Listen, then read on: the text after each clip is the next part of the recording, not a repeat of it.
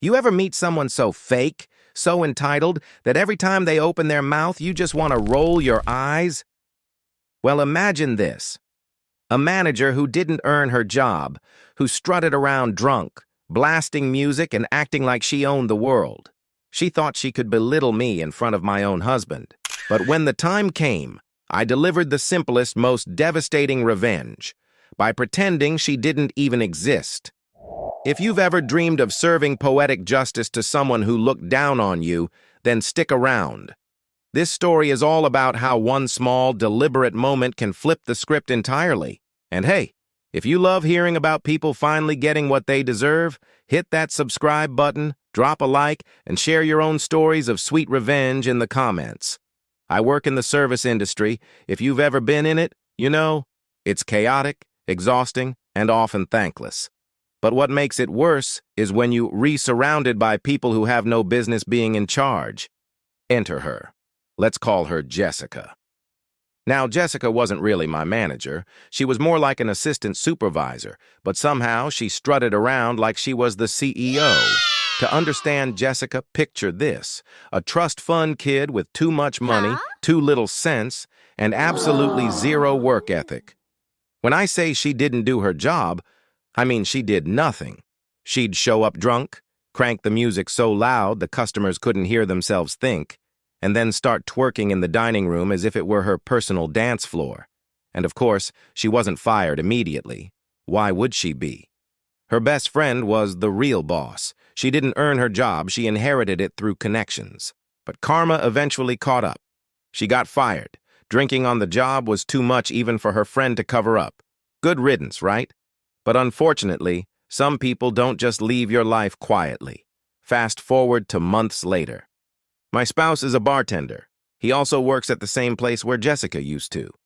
And one night she comes strolling in, plops herself down at his bar, and does what she does best: act fake and condescending.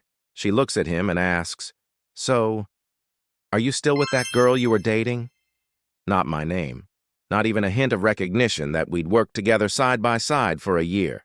Just that girl. Now here's the kicker. She knew my name.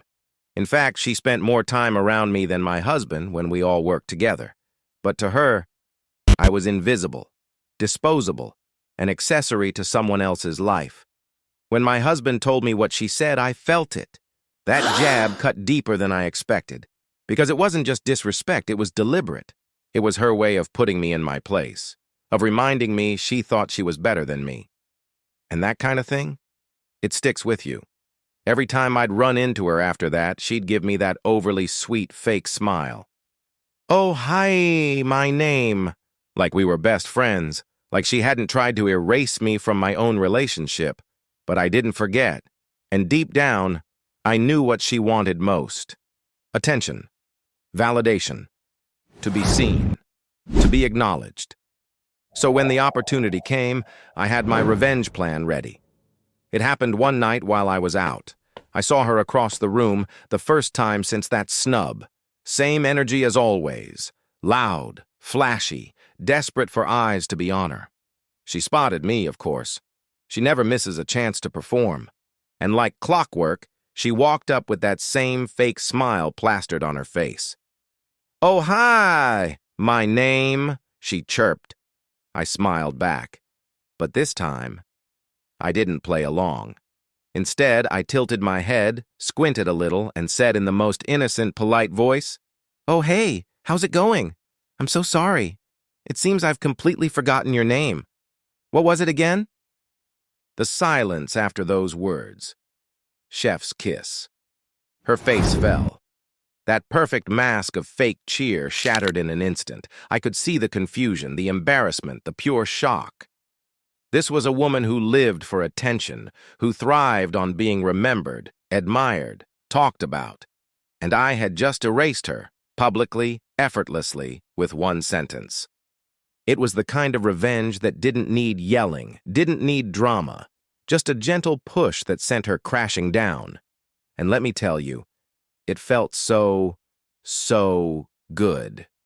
Here's the thing. Sometimes revenge doesn't need to be loud. Sometimes it's not about screaming or fighting back. Sometimes it's about giving someone exactly what they fear most. For Jessica, that fear was irrelevance, being forgotten, being nobody. And for one brief, beautiful moment, I made that fear her reality. It wasn't petty, it was poetic. Because in the end, what she tried to do to me reduced me to that girl. I flipped right back on her. Only difference? My version was unforgettable. So what do you think? Was pretending to forget her name the perfect payback, or would you have handled it differently? Drop your thoughts in the comments. I'd love to hear your take. And if you've ever had a moment where you finally stood up to someone fake, someone who underestimated you, tell me your story below. Don't forget to like this video if you enjoyed that priceless revenge moment, and hit subscribe for more stories where justice isn't just served, it's served cold. Until next time, remember, sometimes the sweetest revenge is simply forgetting the people who deserve to be remembered.